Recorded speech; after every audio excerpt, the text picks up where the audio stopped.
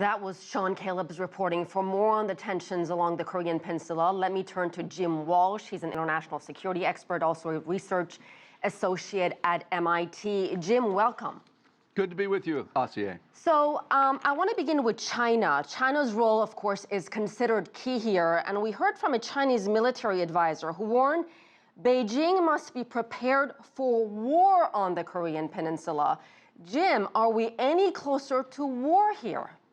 Well, I've been saying for a little while that I worry about something that starts small and then escalates. Now, the probability of that is small. People don't fight wars every day, and certainly North Korea doesn't want to fight a war. The South Koreans don't want to fight a war.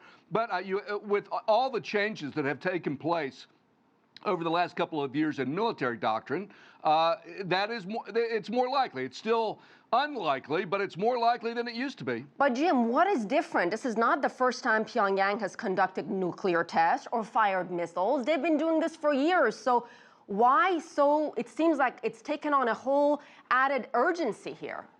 Yeah, I think there are a couple of things. First, after the island shelling some years ago, South Korea changed its military doctrine. It used to be, if you hit me, I'll hit you back, tit for tat. Well, it changed that and said, if you hit me, I'm going to hit you back harder. And it made other sorts of changes in its military doctrine and in its force capabilities, the weapons it uses and what those weapons can do. And then you've had this change in leadership, right? You have the young Kim and the subsequent provocations in a way so unsettling that China is now talking, at least in the last week, in a tougher way. We'll have to see whether actions meet words, but clearly people are concerned. And in particular, Asiye, that article in which that general expressed his views, what was striking about it to me was he said that if North Korea got itself in another war, it could not count on China to intervene the same way it did during the Korean War back in the 1950s. I think that might have been a little signal sending on the part of that particular analyst. And the fact that China is ready to perhaps back tougher UN sanctions with more teeth, Jim, previous sanctions have made very little effort. You and I have talked about this before. What is it going to be different this time? Well, you're absolutely right. You know I'm a skeptic on this. In some ways, China is in a pickle. If it squeezes North Korea too hard, then if the regime collapses, that is not what China wants to have. So on the one hand, North Korea is causing China all these sorts of problems.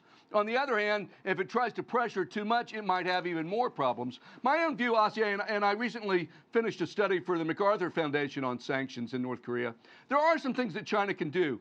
It can extend that anti-corruption campaign that we've talked about in the past, and it can focus on some of the high-tech firms that are doing business with North Korea. It can build a culture of compliance with the banks and the import-export businesses that will make it more difficult for North Korea to set up fake firms, shell businesses to do this import. So there's some things that China can do, but I'll be as interested as you are to see what this UN resolution is and whether it's really any different than the last ones we've seen. Jim, why not engaging Kim Jong-un? Is this the kind of leader that the international community, China, US, can negotiate with? They certainly tried this with the Iranians, and it worked. Well, they've tried it with previous Koreans, and I think they've had some success, North Koreans. I think you pose the fundamental question.